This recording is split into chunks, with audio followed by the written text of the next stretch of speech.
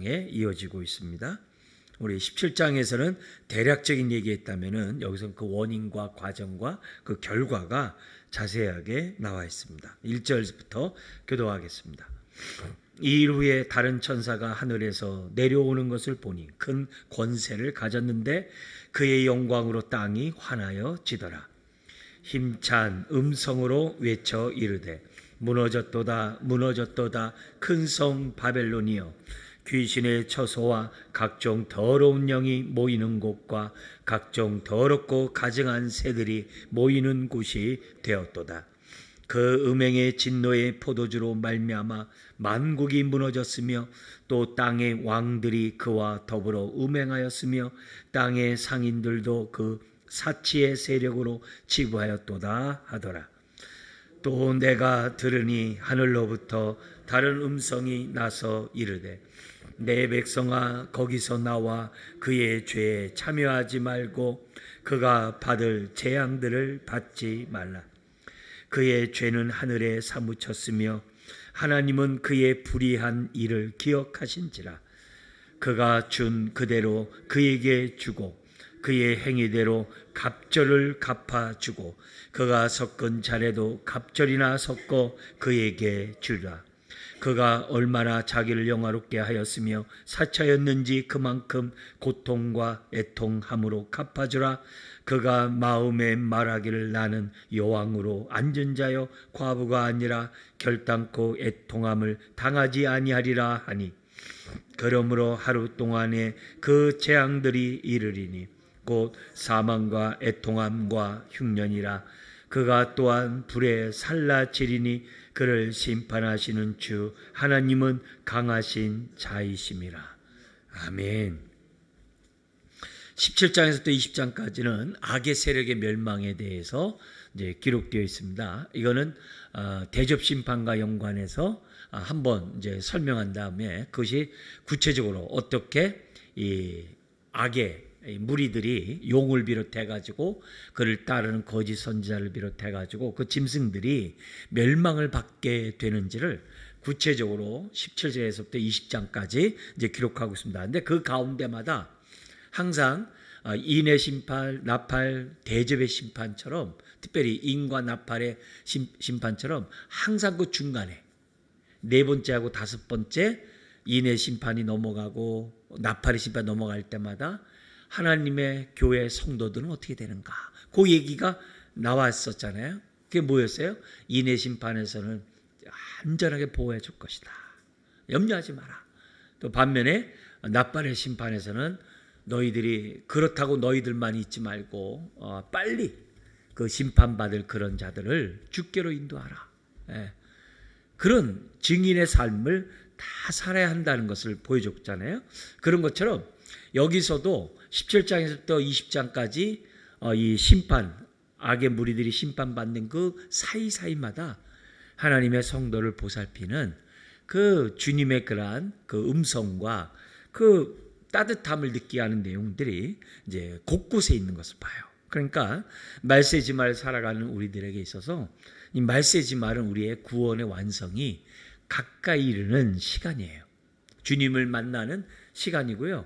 우리 예수님과 혼인잔치에 우리가 신부로서 초대받는 시간이 다가오는 거예요. 여러분들 결혼 날짜 받아놓고 우리가 손꼽아 기다리는 거 있잖아요. 그런 날이 주님의 재림의 날이고 어린 양 혼인잔치에 들어가는 날이에요. 우리를 신부로 초대하는 거거든요. 그래서 우리가 이 땅에서 잘 신부로 잘 준비해야 되는 거죠. 다른 게 없어요.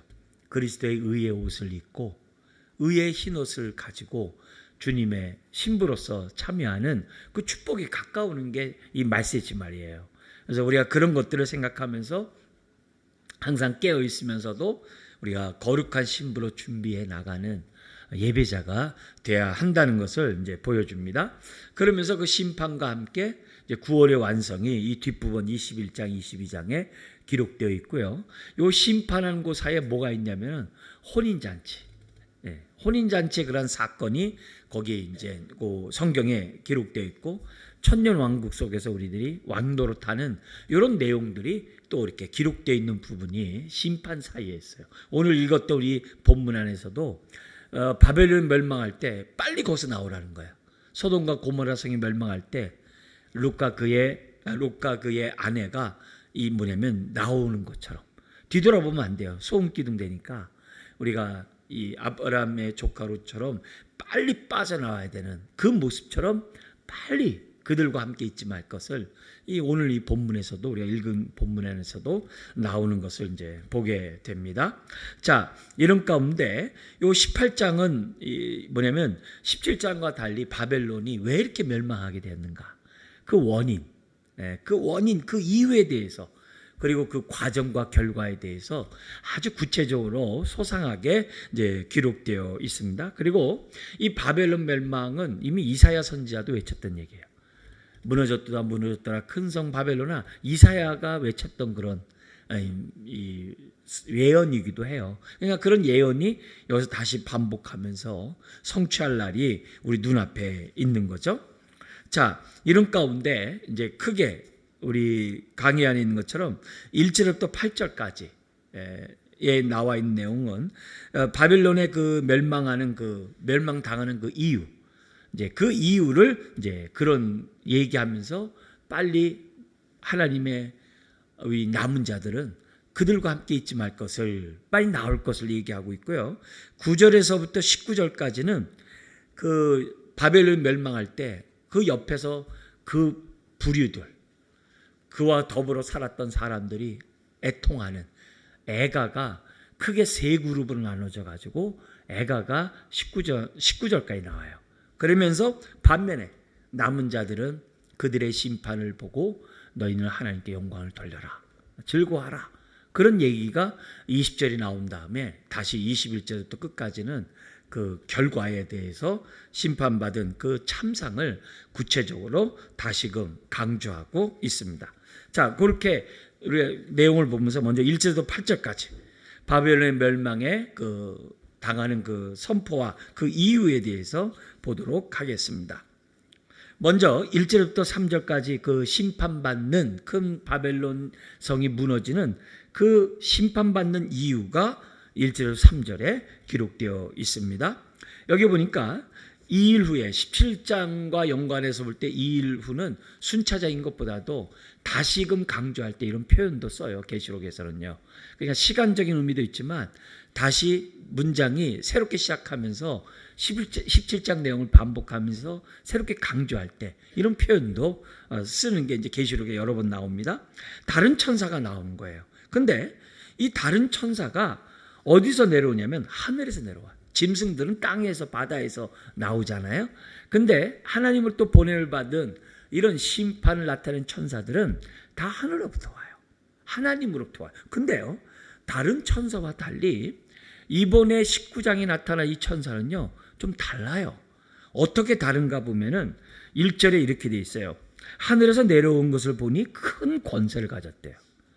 다른 천사에게 쓰지 않았던 표현이에요. 그리고 그의 영광으로 땅이 환해지더라고요. 천사가 내려오는데 땅이 환해졌다는 얘기도 딴 게 없거든요. 이건 뭐냐면 천사들은 하나님의 영광을 반사하는 자들이거든요. 그러니까 달이 태양의 빛을 발해서 빛을 발하는 것처럼 오늘 저와 여러분들이 하나님께 영광 돌린다라고 얘기했을 때 내가 영광 안 돌리면 하나님이 영광 안 받으시나요? 아니죠. 영광 그 자체세요. 근데 하나님은 하나님의 영광이 나를 통해 반사되길 원하세요. 그게 영광 돌린다는 얘기예요. 내가 영광을 없는데 영광 돌리면 영광 받 그런 개념이 아니에요. 하나님의 영광이 나를 통해 나타나게 해주세요. 나를 통해서 하나님의 영광이 드러나게 해주세요. 그 얘기예요. 네? 반사되는 얘기거든요. 그러니까 그 즉시 나왔다는 얘기는 그만큼 땅이 환할 정도면요 그 즉시 나온 거예요. 아주 긴박한 심판을 하나님의 영광 가운데 나오는 이 표현을 쓰는데 권세도요 큰 권세를 가졌대요. 그러면서 이렇게 얘기합니다. 17장에서는 그 큰 바벨론 성이 무너지는 그런 환상을 보고 천사가 설명해 줬잖아요. 여기는 설명해 주는 게 아니라 아예 심판을 선포해 버려요. 17장과 17장에 나타난 천사와 달라요. 아예 심판을 그냥 선포하기 위해서, 그 역할을 하기 위해서 임했던 것을 이제 보게 됩니다. 자, 그러면서 그 2절에서 3절 상반절에 그들이 그 심판, 바벨론이 무너지는 그 이유를 설명하고 있어요. 뭐냐면은 힘찬 음성으로 외치게 돼. 얼마나 권세 있으며. 무너졌도다, 무너졌도다, 큰 성 바벨론이요. 딱 그래요. 그러면서 이유가 거기 나옵니다. 뭐라고 했냐면은 귀신의 처소와 각종 더러운 영이 모이는 곳과 각종 더럽고 가증한 새들이 모이는 곳이 되었도다 하면서 첫 번째 그 이유가 나와요. 그 음행의 진노의 포도주로 말미암아 만국이 무너졌으며. 여기 보면은 여기 앞에서요 17장 1절과 5절에 보면은 17장 1절과 5절에 보면은 뭐가 있냐면은 1절에 17장 1절에 오라 많은 물 위에 앉은 큰 음녀가 받을 심판을 내게 보이라. 이 큰 음녀가 바벨론이거든요. 근데 만국을 많은 물 위에, 지금 어떻게 돼요? 많은 물 위에 앉은 음녀. 여기 보면은 여기 15절을 한번 보세요. 거기 보면은 15절에 그 음녀가 앉아있는 물이 뭐냐라고 15절에 뭐라 되어 있어요? 백성과 무리와 열국과 방언들이라 그랬어요. 온 세계를 깔고 앉았다 이 말이에요. 네? 그 통제 아래에 있었다는 거예요. 그래서 그 얘기가 지금 여기 뭐라 그래요? 음행의 진노의 포도주로 말미암아 만국을 짓밟고 있었는데 결국 뭐 하는 거야? 만국을 멸망시키게 만들었다는 거예요. 아주 그러니까 호령을 했지만 결국 어떻게 돼요? 다 그냥 그로 말미암아 만국이 무너졌대요. 그리고 거기 보면 또 뭐라고 하냐면 또 땅의 왕들이, 그 하수인들이죠. 땅의 왕들이 그와 더불어 음행하였으며, 우상 숭배할 뿐만이 아니라 여기 음행의 포도주가 우리 17장에서 뭐라고 되어 있어요? 성도들의 피라고 그랬어요. 순교의 피라고 그랬어요. 그러니까 이게 단순히 우상 숭배하고 음란만 얘기하는 게 아니라 하나님을 믿는 하나님의 백성을, 교회를 핍박하고 죽이고 아주 하는 그것을 아주 즐겼다 이 말이에요. 네. 그런 악을 행했다는 거예요. 그러면서 세 번째가 나오는 게 또 뭐냐면 땅의 상인들도 그 사치의 세력으로 치부하였도다. 이렇게 했던 데가 어디라는 거예요? 큰 성 바벨론이라는 거예요. 그러니까 우상이 팽배되어 있고 핍박이 있고 온갖 사치로 물들어 있는 그런 성, 이런 성이기 때문에 하나님의 심판이 임했다는 거예요. 근데 이 바벨론이 그 당시에 로마겠죠. 여기 바벨론은 뭐냐면 하나님을 대항하여 높아지고 하나님을 반역하여 대항하는 그 무리를 다 바벨론이라고 그래요. 그렇게 넓게 얘기하면은 초대 그다음 교회 성도 시대는 로마겠지만 오늘날은 다르겠죠. 여러분 종교개혁자들이요, 칼빈을 비롯한 그 종교개혁자들 그 후예들이, 특히 영국의 청교도들이, 이런 사람들은요 큰 성 바벨론을 천주교로 봐요. 천주교로 봐요. 그들의 모습이 여기서 말하는 바벨론과 뭐 다를 바가 없는 거예요. 그렇기 때문에 우리 지금 우리나라에서는 막 그렇게 막 얘기하고 있지 않잖아요. 그러나 거기서 종교개혁하고 나왔기 때문에 이름 말할 수가 없는 거예요. 그러니까 그 후에 우리가 종교개혁자하고 우리 청교도의 후예라고 하는 한국교회는 이런 부분에 있어서는 굉장히 어떻게 돼요? 관대한데, 관대한 이유가 복음을 몰라서 관대할 수 있어요. 복음을 몰라서. 그런 의미에서 우리들이 이 시대에 하나님을 향하여 하나님과 비기리라 하고 하나님께 갈 영광을 찬탈하는 그런 사탄의 모습이나, 하나님과 비기리라 하고 하면서 교만한 것이나, 심지어 뭐냐면 사람들하고 하나님을 믿지 못하도록 때로는 사자같이 때로는 여우같이 유혹하는 그 일련의 모든 것들이 다 바벨론이에요. 그걸 우리들이 염두에 두고 이렇게 보면 이게 먼 옛날 얘기가 아니라 오늘 우리들이 살고 있는 이 현실과 아주 너무 밀접해요. 근데 그 성이 겉으로 볼 때는 화려해요. 로마 제국이. 엄청나잖아요. 엄청나잖아요. 근데 그 내면을 보니까 2절에 귀신의 처소래요. 각종 더러운 영이 모이는 곳이래요. 각종 더럽고 가증한 새들이 모이는 곳이 바로 뭐냐면 바벨론이라고 얘기를 해요. 겉은 화려한데 그 속은 귀신의 소굴이라는 거죠. 귀신의 소굴이라는 거죠. 그렇기 때문에 오늘 우리가 이런 모습을 보면서 한국 교회가 또 다른 바벨론이 되지 않도록 우리가 기도를 해야 돼요. 우리가 이 교회가 어린 양의 보혈의 피를 사모하지 않고 어린 양의 보혈의 피를 찬양하지 아니하고 어린 양의 보혈의 피의 능력을 덧입고 살지 않으면 다 모든 교회는 한국 교회 역시 뭐예요? 바벨론이 돼요. 하나님께 올릴 영광을 다 자기네들끼리 돌리는 거예요. 하나님은 하늘의 영광을 우리가 받기를 원하지 세상 영광을 누리는 교회가 되기를 원치 않거든요. 근데 믿으면서 어떻게 돼요? 세상 영광을 추구해요. 그게 뭐예요? 그게 바벨론이에요.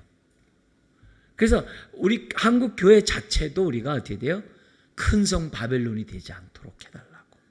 그것도 우리들이 해야 될 얘기예요. 그래서 우리가 남들을 뭐라고 얘기하기 전에 먼저 내 개인이 성전이잖아요. 내가 세상의 영광을 얻고자 하고 세상의 영광을 따라간다고 한다면 나도 무너져야 될 성 바벨론이 되는 거예요. 그런 것들을 우리들이 잊지 말고. 왜요? 예수님 당시에 성전이 다 강도의 구렬로 바꿔버렸잖아요. 그게 큰 성, 바깥에만 로마만 큰 성이 아니라 그 교회도 뭐예요? 이미 큰 성 바벨론이 됐던 거예요. 그런 것들을 우리들이 생각하면서 이 말씀을 본다고 한다면 개인적으로 적용할 때 우리들이 적용할 내용들이 얼마나 이렇게 무서운 내용인지 몰라요. 그래서 하나님, 저와 여러분들이 오늘도 예배를 드려요. 형식이 있어요. 찬양이 있고 말씀이 있고 다 있어요. 근데 우리가 어린 양의 보혈의 피를 의지하는 믿음 없이 예배를 드린다고 한다면 그거는 가증할 수 있어요. 그러니까 늘 우리는 어린 양의 보혈의 피를 사모해야 돼요. 왜요? 나중에 천국 가서요. 우리가 만날 분이 이제 19장에 혼인잔치 나가잖아요. 혼인잔치에 우리 신랑 예수님을 뭐라고 얘기하냐면 어린 양으로 얘기를 해요. 어린 양. 천국에서도 어린 양이에요. 이 땅에서만이 아니에요. 그러니까 우리가 보혈의 피를 갖다가 우리가 깊이 묵상하고 그 보혈의 피의 능력을 잘 깨닫도록 우리들이 해야 돼요. 그러니까 우리들이 신앙생활하면서 어린 양 없이는 믿음도 가짜예요. 예배도 가짜예요. 우리의 삶도 다 외식이에요. 어린 양의 피 없이는 우리가 뭐예요? 한순간도 호흡하면 안 돼요. 신앙생활하면 안 돼요. 어린 양으로서 우리들이 죄사함 받고 의롭다함 받은 자가 되었고 어린 양의 보혈의 피로 죄에 대하여 죄의 권세에 대해서 싸우는 거고 어린 양의 피만이 나의 옛사람을 이기거든요. 나의 죄를 이기거든요. 나의 허물을 이겨요. 나의 슬픔을 이겨요. 나의 질고를 이겨요. 내 병을 이긴다니까요. 다른 게 아니에요. 우리들이 어린 양의 보혈의 피를 의지해서 기도하고 부르짖고 그 은혜를 덧입어야만 한다는 거죠. 자, 그러면서 그렇게 심판에 대한 얘기를 하면서 심판받는 이유를 얘기하면서 4절에 성도들에게 뭐라 했냐면은 그들과 함께 있지 말라는 거예요. 시편 1편 1절이 뭐예요? 우리가 가지 말아야 될 길에 가면 안 되는 거거든요. 우리는 좁은 길, 생명의 길, 주님이 가신 그 길, 어린 양이 가셨던 그 길을 가는 것이 저와 여러분이거든요. 그래서 4절을 보면 읽어볼까요? 또 내가 들으니 하늘로부터 다른 음성이 나서 이르되 내 백성아 거기서 나와 그의 죄에 참여하지 말고 그가 받을 재앙들을 받지 말라. 그러니까 깨어있게 하는 거죠. 그러니까 미련한 다섯 처녀는 슬기로운 다섯 처녀 옆에 있는데도 교훈을 받지 못해요. 이게 문제인 거예요. 이게 문제인 거예요. 우리는 교훈을 받아야 돼요. 교훈을 받아야 돼요. 하지 말라고 했을 때 하지 말아야 돼요. 여러분 오늘 이처럼 나와서 눈 오는 이런 가운데 예배드리는 것이 헛된 발걸음이 아님을 믿으시기 바랍니다. 그만큼 어린 양의 보혈의 피를 의지하고 예배드리는 이 시간이 우리의 결코 된 시간이 아니에요. 오늘의 시간이 화를 면하게 하는 시간이에요. 네. 우리 오늘의 예배가 분별해서 가지 말아야 할 것을 가지 않게 하는 시간이에요. 심지어는 나와야 될 때 판단하고 잘라버리고 나를 얽매이기 쉽게 하는 죄를 잘라버리게 하는 능력을 더듬는 시간이 예배 시간이에요. 이걸 우리들이 생각하고 하나님 앞에 예배자로 우리가 서야 될 줄 믿습니다. 우리 성도가 뭐예요? 거의 세상으로부터 분리된 자가 성도잖아요. 구별된 자가 성도잖아요. 우리가 어린 양의 피로 구별되었으니까 성도답게 저와 여러분들이 사셔야 돼요. 이거 보세요. 하나님은 그 심판하는 그 바벨론이 무너지는 그 순간에 뭐 하는 거예요? 빨리 나오라는 거예요. 주님이 남은 자를 보호해 주시는 이 손길이 벌써 이 4절 속에서도 나오는 걸 봅니다. 그러면서 왜 그들이 재앙을 받아야 되는가? 5절 앞에 왜냐하면이 번역이 안 돼 있어요. 그 멸망하는 그 이유가 왜냐하면으로 이렇게 되어 있는데요. 이렇게 돼 있어요. 그의 죄는, 이게 당연히 이제 그들의 죄겠죠. 죄는 하늘에 사무쳤으며 하나님은 그의 불의한 일을 뭐 했다고요? 기억하신다. 다 아세요. 다 보고 있어요. 나중에 이제 뒤에 보면요. 행위책에 우리의 과거에 우리들이 죄들이 다 기록되어 있었어요. 그런데 어린 양의 피로 말미암아 싹 도말해버리고 생명책에 기록을 해놔가지고 우리는 심판받을 그런 죄들이 없는 거죠. 왜요? 예수님 다 가져가 버리는데. 그러나 믿지 않는 자들은 행위책에 기록된 그 행위대로 다 하나님 뭐예요? 기억하고 있다 이게요. 그러면서 여기 보면은 여기 그의 죄는 이라고 했을 때 그가 여성이에요. 바벨론을 갖다 여성으로 이제 표현을 써가지고 왜? 음녀니까. 그래서 그녀의 죄는 바벨론 얘기하는 거예요. 음녀를 얘기해요. 하늘에 사무쳤으며 하나님이 다 기억하신다. 그러면서 이 바벨론의 심판의 정당함을 하나님이 보여주시는데 6절에 이렇게 얘기해요. 그가 준 그대로 그에게 주고 그가 행한 대로 갑절로 갚아주고 그가 섞은 잔에도 갑절이나 섞어 그에게 주리라.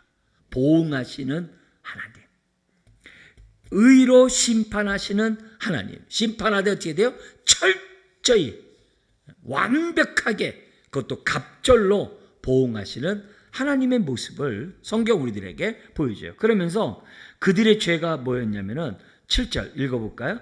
그가 얼마나 자기를 영화롭게 하였으며 사차였는지 그만큼 고통과 애통함으로 갚아주라. 그가 마음에 말하기를 나는 여왕으로 앉은 자요 과부가 아니라 결단코 애통함을 당하지 아니하리라 하니. 로마 제국이 지중해 연안을 비롯해가지고 얼마나 나라들을 속국으로 데리고 있었습니까? 또 얼마나 세금들을 착취해가지고 막 부가 넘쳐났습니까? 그렇게 한들 그를 구원시키지 못해요. 그들을 구원하지 못해요. 근데 그들을 심판하는데 어떻게 하냐? 졸지에 심판하세요. 그게 8절이에요. 그러므로 하루 동안에 이렇게 얘기해요. 하루 동안에 그 재앙들이 이르리니. 하루 동안이라 8절에 해놨잖아요. 17절 같은 데는요. 1시간에 이렇게 해놨어요. 이거 뭐예요? 졸지에 성벽은 무너지도록 했다는 거예요. 그러면서 8절을 보십시오. 하루 동안에 그 재앙들이 이르리니 곧 사망과 애통함과 흉년뿐만이 아니라 더하여 불까지. 지옥불을 갖다가 아주 불살른 거죠. 그러면서 그를 심판하시는 주 하나님 뭐한 분이라고요? 강하다기 때문에 누구도 피할 수가 없다. 막을 수가 없다. 그 얘기를 급작스럽게 하지만 피할 수 없다는 것을 우리들에게 보여줘요. 여기서 무엇보다 중요한 것이 뭐냐면 7절을 보십시오. 자기를 영화롭게 하는 것. 이게 교만한 거죠. 하나님께 모든 영광을 돌려야 되는데 자기가 그 영광을 찬탈. 이게 마귀 짓이죠. 그죠? 그리고 또 어떻게 돼요? 사치했으며 세상의 영광으로 그가 어떻게 돼요? 주렁주렁 이렇게 했다라고 기록하고 있습니다. 그러니까 이런 모습을 볼 때 하나님이 졸지에 이 바벨론을 그런 심판하신다는 이런 이유들 때문에 심판한다라고 기록되어 있습니다. 자, 이렇게 졸지에 심판했을 때 그 밑에서 함께 음행하며 함께 돈을 벌며 거기 낙을 즐겼던 이런 모든 자들이 이제 애통을 하는 거예요. 그게 이제 9절부터 19절에 이제 기록되어 있습니다. 먼저 보면요. 9절, 10절은요. 땅의 왕들이 통곡을 해요. 그리고 11절부터 17절 상반절은요. 땅의 상인들이 통곡해요. 네? 통곡해요. 그리고 17절에서부터 19절은 뭐냐면 바닷사람들, 선장, 선원, 하여튼 이런 모든 사람들이 통곡을 하는 내용이 이제 기록되어 있습니다. 먼저 우리 땅의 왕들을 한번 보십시오. 여기 보니까 9절과 10절을 한번 같이 읽겠습니다.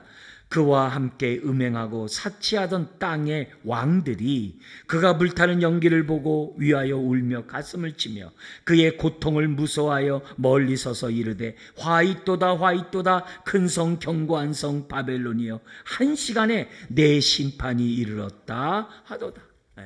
왕들이 뭐냐면 로마 제국 밑에서 많은 왕들이 있잖아요. 총독과 같은 섭지시에 많은 왕들이 있잖아요. 그들에게 아부해가지고서 더구나 로마 황제를 우상으로 해가지고서 막 옆에서 숭배하고 그러면서 자기 권력을 유지하던 이런 자들이 로마가 망하니까 그 밑에 있던 왕들은 졸지에 망하는 거겠죠. 그래서 왕들이 아주 화하면서 어떻게 돼요? 하는 거예요. 결국 뭐예요? 하나님을 의지하지 않았던 이 권력의 허무함. 우린 벌써 정치 이런 걸 눈으로 보더라도 우린 금방 알잖아요. 하루 한순간에 하루아침에 날아가는 이런 모습들을 얼마나 봅니까? 근데 이 난공불락 같은 이 성이 무너지면서 거기에 빌붙어 있었던 왕들이 어떻게 돼요? 졸지에 자기네들도 멸망할 것을 예감하기 때문에 화로다 화로다라고 기록하고 있어요. 근데 얼마나 급작스럽게 망했는지 한 시간에 무너져요. 바벨론이. 실제 바벨론 그렇게 무너졌어요. 페르시아 제국한테.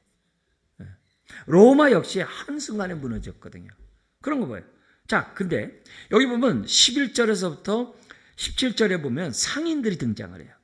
땅의 상인들이 그를 위하여 울고 애통하는 것은 굉장히 이기적이고요.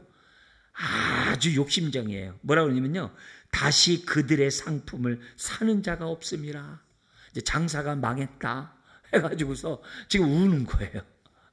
왜냐하면 그 로마 제국 안에 사치품들을 막 퍼다 날랐던 무역업을 하던 상인들이거든요. 그래가지고 많이 사놨는데 살 사람이 없으니까 어떻게 돼요? 다 망한 거겠죠. 그러겠죠. 팔자가 없는데 졸제 망한 거겠죠. 자, 그렇게 얘기를 합니다. 그러니까 굉장히 이 애가가요 철저히 이기적이에요.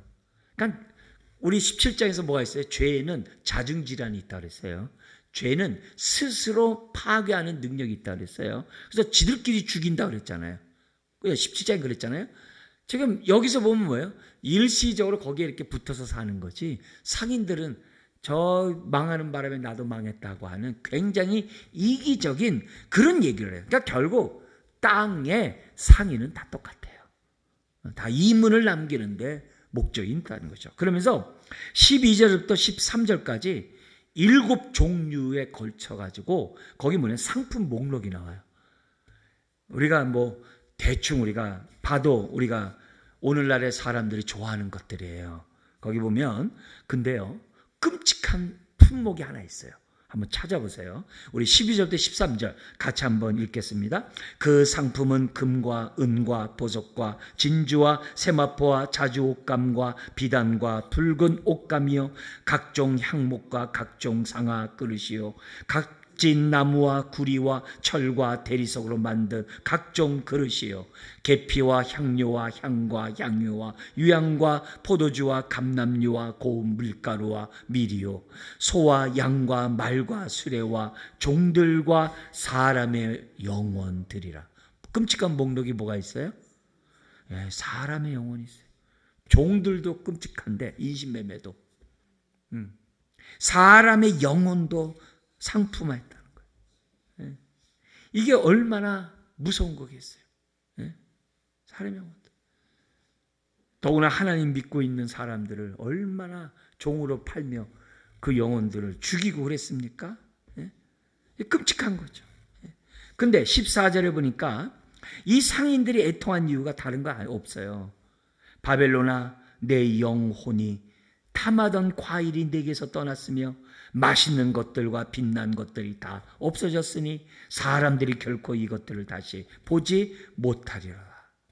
다른 거 없어요. 여기 맛있는 것과 또 빛나다, 이건 뭐냐면 굉장히 고가품이라는 거예요. 다 그런 것들이에요. 근데 이런 모든 것들이 다 뭐예요? 다 물거품이 되는 거예요. 쓸데가 없다는 거죠. 그러면서 근본적인 원인이 15절, 17절까지 나오는데요. 우리 15절, 16절만 한번 읽어볼까요? 바벨론으로 말미암아 치부한 이 상품의 상인들이 그의 고통을 무서워하여 멀리 서서 울고 애통하여 이르되 화 있도다 화 있도다. 큰 성이여 세마포 옷과 자주옷과 붉은 옷을 입고 금과 보석과 진주로 꾸민 것인데 그러한 부가 한 시간에 망하였도다. 그러니까 왕들의 탄식이나 요 상인들의 탄식이 다 똑같아. 이들은 뭐예요? 자기들도 뭐예요? 망하였다라고 하는 그런 모습을 해요. 그러니까 앞에서는 왕들은 권력을 의지함으로 망했고 상인들은 재물을 의지함으로 망했다는 거예요. 그걸 우리들이 보여요. 그런데 이 땅에서 사람들이 제일 많이 의지하는 게 뭐예요? 권력과 돈이잖아요. 근데 아무런 의미가 없다는 거예요. 뿐만이 아니라 17절 하반절과 19절에 보면요. 이 무역업 상인들을 위해서 무역업을 하는 사람들 있잖아요. 선주서부터 시작해서 이런 사람들. 졸제 일자리가 없어져 버린 거예요. 그래서 바닷사람들의 애가가 나와요. 뭐라고 하냐면 모든 선장과 각처를 다니는 선객들과 17절이요. 선원들과 바다에서 일하는 자들이 멀리 서서 그가 불타는 연기를 보고 외쳐 이르되 이 큰 성과 같은 성이 어디 있느냐 하며 티끌을 자기 머리에 뿌리고 울며 애통하여 외쳐 이르되 화 있도다 화 있도다 이 큰 성이여 바다에서 배 부리는 모든 자들이 너희의 보배로운 상품으로 치부하였더니 한 시간에 망하였도다. 그러니까 모든 기업이 다 망한 거예요. 모든 일에 종사하는 자들이 실업자가 돼버린 거예요. 한순간에 망하는 거예요. 얼마나 망했으면요. 19절에 뭐래요? 티끌을 자기 머리에 뿌리면서 울며 애통하면서 망했다라고 얘기를 해요. 그러니까 경제적인 손실을 봐가지고 이젠 살 소망이 없는 거예요. 그런 거예요. 자, 이런 가운데 아까 4절에 말씀하셨던 그 하나님이 다시 20절에 말씀합니다. 20절 한번 읽어볼까요? 하늘과 성도들과 사도들과 선지자들아 그로 말미암아 즐거워하라. 하나님이 너희를 위하여 그에게 심판을 행하셨음이라 하더라. 누구를 위해 심판했다고요? 너희를 위하여. 왜요? 그래야 혼인잔치에 들어가죠. 그런 거죠. 근데요, 여기 놀라운 표현이 있어요. 무슨 단어가 놀라운 표현일까요? 지금 즐거워하라라고 하는데 순서를 한번 보세요. 뭐가 제일 먼저 나옵니까? 하늘이 나와요. 그럼 하늘에는 뭐가 있어요? 이미 목배를 받은 순교자들이 있잖아요. 앞에 6장에서 하나님 언제 이 악을 심판하고 언제 저기 내 가족 내 친지들을 저 그리스도인들을 구원하십니까? 하나님 언제 우리의 이 원통함을 주께서 풀어주렵니까? 그래서부터 심판이 시작됐잖아요. 그러니까 그 하늘에 있는 그 성도들의 그 눈물을 다 씻어주는 거예요. 누가 즐거워해요? 먼저 하나님 품에 간 자들이 즐거워하겠죠. 기뻐하겠죠. 하나님이 우리의 기도를 들어주셨구나. 기뻐하겠죠. 근데 그 다음이 또 누구예요? 성도들이에요. 이 땅에 있는 성도들이 즐거워하는 거예요. 근데 재밌는 건요. 이 땅에서 사람들이 즐거워하는 사람이라 얘기하면 누구부터 얘기해야 돼? 우리가 선지자와 사도와 아니면 사도와 선지자 이렇게 얘기를 해야 되잖아요. 사도와 선지자 그다음에 성도 이렇게 얘기하면 그냥 넘어갈 수 있어요. 근데요, 성도를 앞에다 집어넣었어요. 왜요? 교회를 강조하는 거예요. 성도 안에 누가 있는 거예요? 사도도 있고 선지자도 있는 거예요. 네? 그러니까 누가 나오는 거예요? 하늘뿐만 아니라 성도가 먼저 나와요. 이게 하나님이 보는 눈이에요. 예수님이 십자가에 죽으시면서 여러분, 저와 여러분들 개개인을 위해서 보시고 십자가에 죽으셨어요. 그러나 우리 개개인을 보기 이전에 뭘 봤다고 그래요? 에베소 5장에서는요. 교회의 영광을 보고 죽으셨어요. 자기를 통해 새 언약 백성이를 교회를 보고 기꺼이 죽으셨다 그래요. 그 교회 안에 누가 있는 거예요? 저와 여러분들이 있는 거죠. 그잖아요. 그죠? 그걸 지금 여기서 보여주고 있는 거예요. 그러니까 이런 순서 하나하나 속에서 성령님이 얼마나 교회를 사랑하는지, 즉 신부를 보호해가지고 신랑께 인도하려고 하는지 할렐루야 한 거죠. 신랑을 만나게 하려면 신부를 잘 보호해 주셔야 될 거 아니에요. 그잖아요. 그러니까 우리가 음녀가 되면 안 되는 거예요. 세상을 살아가면 안 되는 거예요. 우리가 세상 영광 귀하면 안 되는 거예요. 신랑을 뵐 때 우리가 어떻게 돼요? 신랑이 기뻐하는 모습으로 신랑 앞에 신부가 돼야지. 만시창이 돼가지고서 신랑 맞으려고 한다면 그건 아니잖아요. 왜 결혼식 때 왜 흰 옷 입어요? 왜 흰 드레스 왜 입어요? 우리 겉만 그렇게 하지 말고 우리의 속도 어린 양의 보혈로 정결한 모습으로 우리가 신랑을 맞아야 될 줄 믿습니다. 우리 하나님께서 이 교회를 얼마나 사랑하는지를 잊어서는 안 돼요. 교회가 크고 작은 데 있는 게 아니에요. 얼마나 어린 양의 그 보혈의 피를 그 인하여 감사하고 어린 양의 보혈의 피를 정말 이렇게 기뻐하고 사모하고 붙잡고 살아가는 자들이 그 교회 안에 있느냐가 중요한 거예요. 저와 여러분들이 그런 성도가 돼야 되고 그런 교회를 세워가야만 한다는 거죠. 아멘? 자, 그러면서 이제 마지막 결론이겠죠. 뭐냐면 바벨론의 멸망의 그 참상에 아주 그 실제적인 그 모습이 21절부터 24절에 나오고 있어요. 자, 근데 여기 보면요. 한 비유를 얘기하는데 맷돌 비유를 얘기를 해요. 어떤 맷돌 비유냐면요. 21절에 이에 한 힘센 천사가 큰 맷돌 같은 돌을 들어 바다에 던져 이르되 뭐라고 하냐면은 큰 성 바벨론이 이같이 비참하게 던져져 결코 다시 보이지 아니하리로다. 그 아무리 큰 로마 제국 그냥 맷돌 하나 던지는 거와 똑같은 거예요. 하나님에게는. 지금 이 시대에 음녀들 전 세계 난리치고 그게 마치 무슨 그냥 풍조이고 그게 세상의 어떤 그런 분위기고 이건 도저히 거기서 헤어나지 못하게 할 막강한 힘을 갖고 있어도요. 그냥 맷돌 하나 던지는 건 똑같아요.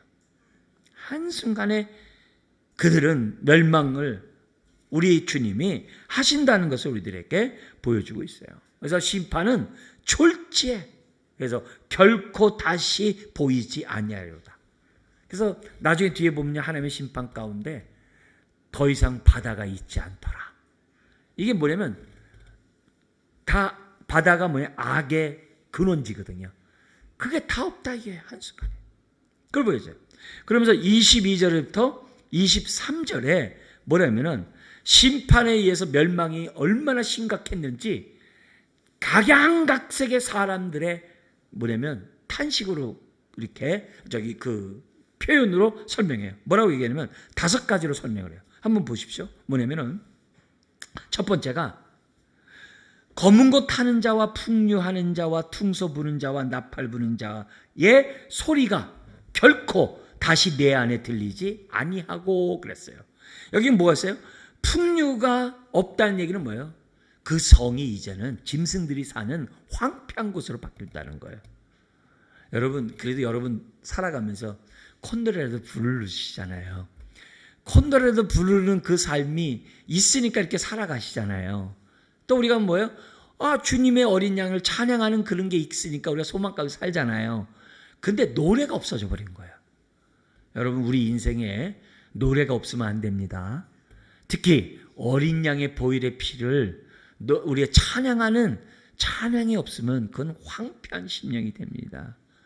항상 보혈 찬송 많이 하셔야 돼요. 두 번째가 뭐냐면요. 거기 보면 세공업자가 없다는 거예요.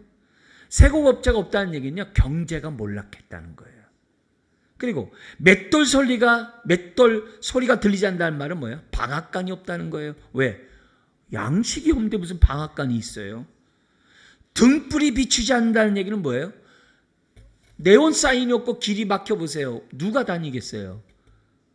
이건 이 사람이 오갈 수 있는 게 아니라는 거예요. 제일 끔찍한 게요. 그 다섯 번째예요. 뭐냐면요. 그 23절에 뭐냐면 신랑과 신부의 음성이 결코 다시 내 안에 들리지 아니하리라. 여러분 우리나라의 그 젊은 세대들이 결혼을 안 하잖아요. 안 한다고 그러니까 못 하잖아요. 이렇게 바꾸라고 그러더라고요. 못 하잖아요. 왜? 너무 힘드니까. 지혜로운 거죠. 한편으로는. 그러니까 이런 상황이 우리 애소리 없어 보세요. 진짜 사람 살맛 나는 게 없잖아요. 지난주에 우리 은혜자매가 그 갓난아기 데려오니까요. 한참 웃었네요. 모처럼 애가 있어가지고 교회가 진짜 모처럼 애가 있었어요. 애가 오니까 너무 좋더라고요. 여러분의 집안에 애가 있어 보세요. 얼마나 좋겠어요. 그죠? 근데 여기 보세요 뭐예요? 신랑과 신부의 음성이 없대요. 이건요. 아주 생기나 기쁨이나 소망이나 이런 게 하나도 없다는 거예요. 응? 우리 농촌 지역에 애들이 울음소리가 없대잖아요. 얼마나 삭막해요. 예? 그렇게 된다는 거예요. 우리나라가 그렇게 되지 않기를 우리가 해야 되는 그런 상황입니다. 그러면서 이렇게 멸망한 이유가 뭐냐? 앞에서 했던 얘기 또 반복하는 거라 그랬어요. 23절 이하에 보십시오. 하반절 이하에. 왜냐하면 번역이 안 돼 있어요. 왜냐하면 너희 상인들은 땅의 왕족들이라. 여기 왕족들이라는 얘기는 그만큼 부자가 돼가지고 존경을 받는 자들이라는 거예요.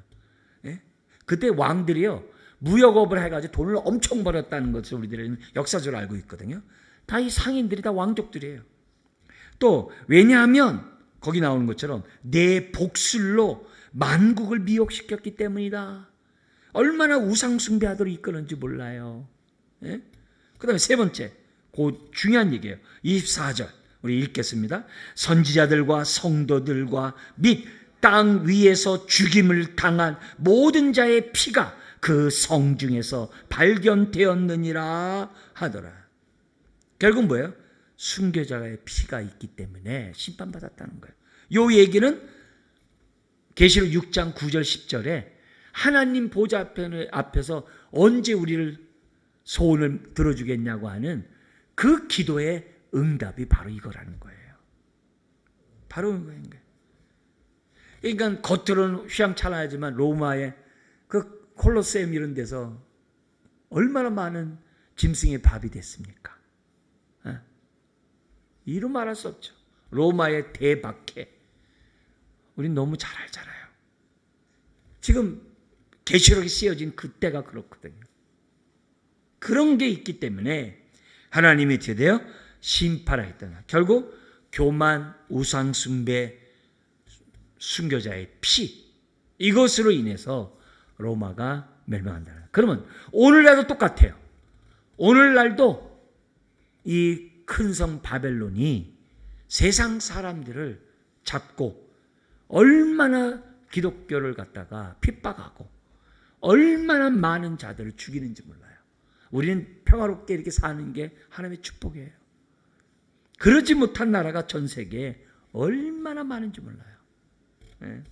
특히 아프리카 같은 데는 이루 말할 수가 없어요. 하나님께서 그 성도의 탄원을 들으실 줄 믿습니다. 자, 말씀을 마치겠습니다. 우리가 이제 이 심판의 이 결과가 이제 19장으로 이어지겠습니다만 결국 하나님을 대적해서 교만하고 우상숭배하는 이런 모든 자들은 졸지에 망한다는 거예요. 권력과 돈과 이 세상의 영광을 추구하는 모든 자들은 한순간에 무너진다는 거예요. 자, 이 순간에 오늘 개인적으로 우리가 적용할 게 있어요. 뭐냐? 내가 바벨론이 되지 않도록 하자. 깨어있자. 우리 교회가 바벨론이 되지 않도록 우리 기도하자.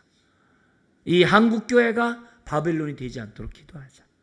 전 세계에 있는 모든 기독교가 바벨론이 되지 않도록 기도하자. 먼저 내 자신부터 제거해야 될 바벨론에 물든 게 뭐냐 이게.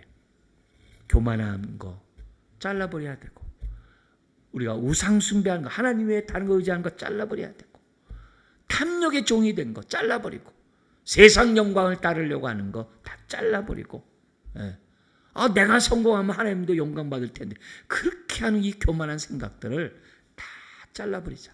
즉 하나님을 대하여 높아진 모든 생각, 하나님 외에 다른 것을 의지하는 모든 그런 것들 다 잘라버리게 달라고 이 밤에 기도하는 저와 여러분들이 되어야 될 줄 믿습니다. 기도하겠습니다. 하나님 아버지, 참으로 우리의 옛사람은 여전히 하나님과 비길이라 하나님 없이도 살아갈 수 있다.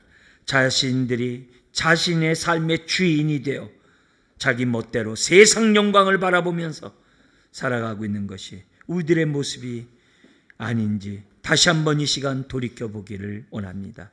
주여, 이 시대의 바벨론은 멀리 있는 것이 아니라 우리 옛사람 안에 있음을 보게 하여 주옵소서. 주여, 이 땅에 우리 교회가 화려한 것으로 세상 영광으로 치장하지 않도록 도와주옵소서. 주여, 우리가 하나님을 믿고 하나님을 섬기고 하나님께 부르짖는 것이 세상 영광 얻기 위한 것이라고 한다면 빨리 우리가 거기에서 벗어나게 하여 주시옵소서. 아버지 하나님, 이 세상은 순교자의 피를 통하여 구원이 확장되어 간다는 사실을 잊지 않도록 도와주시고, 주여, 우리가 주님 뵙는 그 어린 양을 뵐 그때까지 이 땅에서 어린 양의 보혈의 피의 능력을 의지하며 날마다 정결한 신부가 되게 하여 주옵시고, 보혈의 피로 죄와 싸워 이기는 우리가 되게 하여 주옵시고, 보혈의 피로 의의 삶을 살아가는 데 부족함이 없는 혼인잔치에 들어가기에 순결한 신부가 되는 우리 모든 성도들 되게 하여 주옵소서. 예수님의 이름으로 기도드리옵나이다. 아멘. 주신 말씀